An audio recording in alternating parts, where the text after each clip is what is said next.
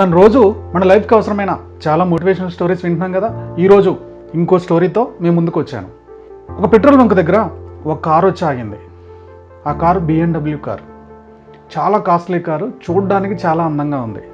So ఆ petrol bunk దగ్గరికి ఆ కారు రాగానే ఆ పెట్రోల్ బంక్లో పనిచేసే అబ్బాయి ఆ కార్ని చాలా యాంగ్జైటీగా చూస్తున్నాడు.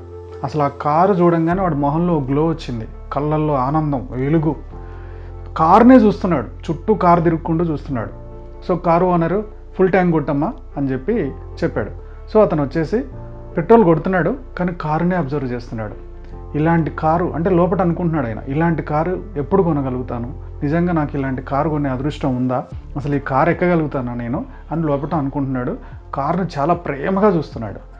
సో ఇదంతా ఆ కారు ఓనర్ గమనించాడు. ఓనర్ గమనించి సో పెట్రోల్ కొట్టించుకొని ఆయన వెళ్ళిపోయే ముందు ఒకసారి కారు దిగి, ఈ కారు నీకు చాలా ఇష్టమా అని చెప్పి ఆ పెట్రోల్ బంక్లో పనిచేసే అబ్బాయిని అడిగాడు.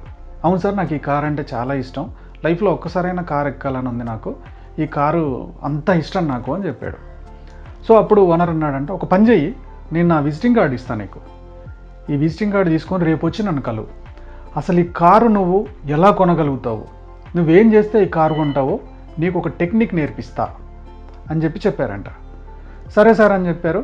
విజిటింగ్ కార్డు తీసుకున్నాడు. సో ఆ కారు అతను వెళ్ళిపోయాడు.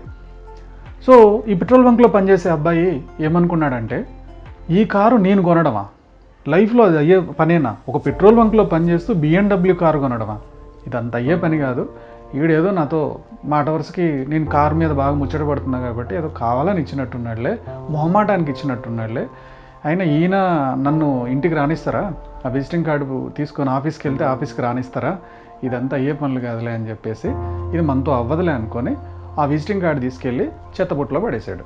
చెత్తబుట్టలో పడేసి రోజు మళ్ళీ ఆయన పని ఆయన చేసేసుకుంటున్నాడు. ఇలా 3 years గడిచాయి. 3 years తర్వాత సేమ్ అలాంటి కారే పెట్రోల్ బంక్ దగ్గర వచ్చి ఆగింది. సో అది చూడంగానే మళ్ళీ ఆ పెట్రోల్ బంక్లో పనిచేసే అబ్బాయికి చాలా ఫేస్లో గ్లో వచ్చేసింది, కళ్ళల్లో వెళ్తురు. లైఫ్లో ఎన్ని రోజులైంది ఈ కారు చూసి, భలే ఉంది కదా కారు అని చుట్టూ తిరుగుతూ ఎంత బాగుంది కారు అని చెప్పి చూస్తున్నాడు.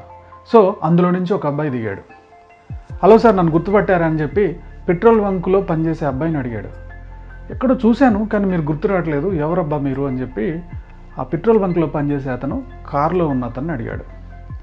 సార్, 3 years బ్యాక్ నేను కూడా ఈ పెట్రోల్ బంక్లో స్వీపర్గా పనిచేసేవాడిని. అప్పుడు మీరు ఇలాంటి కారే ఒకటి చూసి ఆ కారు ఓనర్తో మాట్లాడినప్పుడు ఆ ఓనర్ మీకు విజిటింగ్ కార్డు ఇచ్చాడు. బాస్, ఇది సంపాదించడానికి నేను మీకు అవకాశం చూపిస్తా, నువ్వు రా నా దగ్గరికి అని చెప్పి మీకు విజిటింగ్ కార్డు ఇచ్చాడు.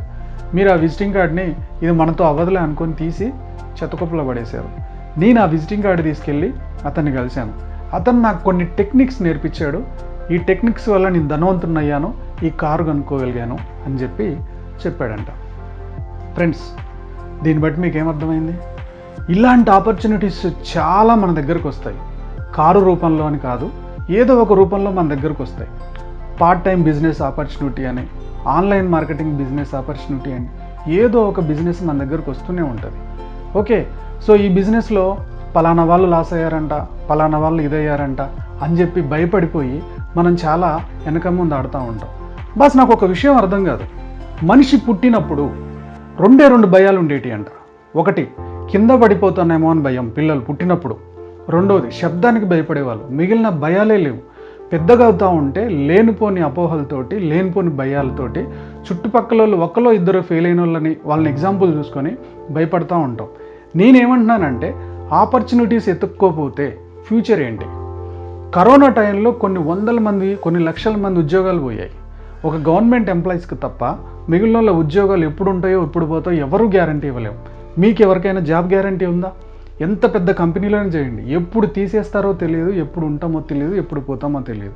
అలాంటప్పుడు ఆపర్చునిటీస్ ఎత్తుక్కోవాలా లేదా? ఆపర్చునిటీస్ ఎత్తుక్కోవాలంటే మనం 3 ప్రొసీజర్లు చేయాలి. ఫస్ట్ ప్రొసీజర్, కొత్త వాళ్ళతో మాట్లాడాలి. మీ సర్కిల్ కాకుండా కొత్త వాళ్ళతో మాట్లాడుతూ ఉంటే మీకు ఏరే అవకాశాలు ఏమన్నా ఉన్నాయో తెలుస్తూ ఉంటాయి. షేర్ మార్కెట్ గురించా, రియల్ ఎస్టేట్ గురించా, లేకపోతే నెట్వర్క్ మార్కెటింగ్ గురించా, లేదా పార్ట్ టైం బిజినెస్ ఇంకేదన్నా మీరు ఏరే వాళ్ళతో మాట్లాడుతూ ఉంటే, కొత్త వాళ్ళతో మాట్లాడుతూ ఉంటే కొత్త ఆపర్చునిటీస్ దొరుకుతాయి.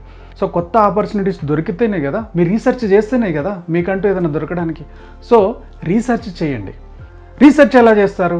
ఫర్ ఎగ్జాంపుల్, మీరు ఒక డైరెక్ట్ సెల్లింగ్ ఇండస్ట్రీలో పార్ట్ టైం బిజినెస్ చేద్దాం అనుకుంటున్నారు, లేదా ఒక షేర్ మార్కెట్లో మీరు డబ్బులు పెడదాం అనుకుంటున్నారు. షేర్ మార్కెట్లో డబ్బులు పెడదాం అనుకున్నప్పుడు మీరు ఎక్కువగా ఎవరిని వెళ్ళి కలుస్తారో తెలుసా? మీ పక్కన ఫెయిల్ అయిపోయిన వాళ్ళని వెళ్ళి కలుస్తారు. షేర్ మార్కెట్లోనో, నెట్వర్క్ మార్కెట్లోనో, డైరెక్ట్ సెల్లింగ్ ఇండస్ట్రీలోనో, ఎల్ఐసిలోనో ఫెయిల్ అయిన వాళ్ళని కలుస్తారు. ఎందుకని? సక్సెస్ అయ్యేవాళ్ళని కలవరు మీరు? వాళ్ళ అపాయింట్మెంట్ ఇవ్వరా? లేకపోతే మీకు తెలియదా? బాస్, ఒక క్లాసులో 30 మంది ఉంటే 30 మంది పాస్ గారు. 25 మెంబర్స్ పాస్ అయినా ఒక 5 మెంబర్స్ ఫెయిల్ అవుతారు. అలానే ప్రతి ఇండస్ట్రీలో సక్సెస్ అయ్యే వాళ్ళు ఉంటారు, ఫెయిల్ అయ్యే వాళ్ళు ఉంటారు. మీరు ఫెయిల్ అయ్యే వాళ్ళ దగ్గరికి వెళ్ళి వాళ్ళ ఎక్స్పీరియన్స్లు తీసుకొని మనం కూడా ఫెయిల్ అయిపోతామో అని చెప్పి భయపడుతూ ఆపర్చునిటీస్ నెట్టేసుకుంటారు.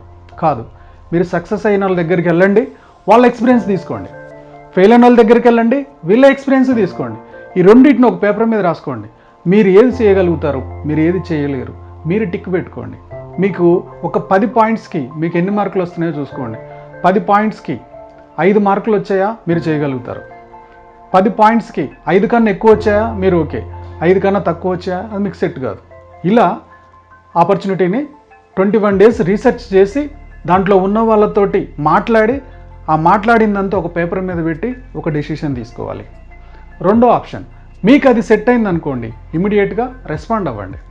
రెస్పాండ్ అయ్యి పెద్ద పెట్టుబడులతోటి ఎప్పుడూ బిజినెస్లు, పార్ట్ టైం బిజినెస్లు స్టార్ట్ చేయకూడదు.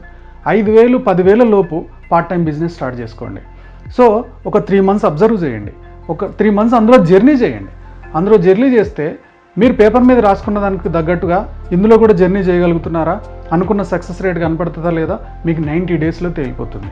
90 డేస్లో తేలితే ఈ ఆపర్చునిటీ మీకు సెట్ అయినట్టు, లేదంటే లేదు.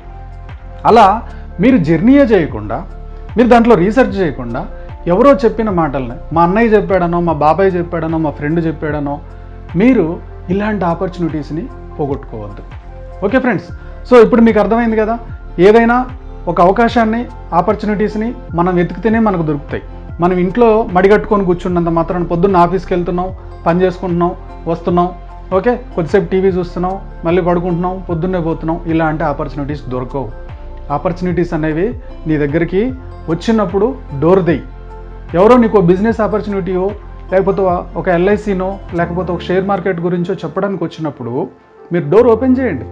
ఓపెన్ మైండెడ్తో వినండి, దాని మీద రీసెర్చ్ చేయండి, ఓడిపోయిన వాళ్ళని అడగండి, కలవండి, గెలిచిన వాళ్ళని కలవండి, సక్సెస్ అయ్యేటోళ్ళని కలవండి. ఓకే, కలిసిన తర్వాత ఆ రీసెర్చ్ మీద మీరు కొన్ని పాయింట్స్ వేసుకోండి.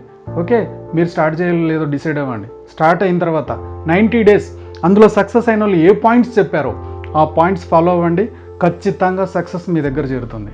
ఓకే ఫ్రెండ్స్, ఈ స్టోరీ మీకు నచ్చింది అనుకుంటున్నాను. నచ్చినట్టయితే లైక్ చేయండి, షేర్ చేయండి, ఓకే, కామెంట్ చేయడం మర్చిపోకండి. Go self made.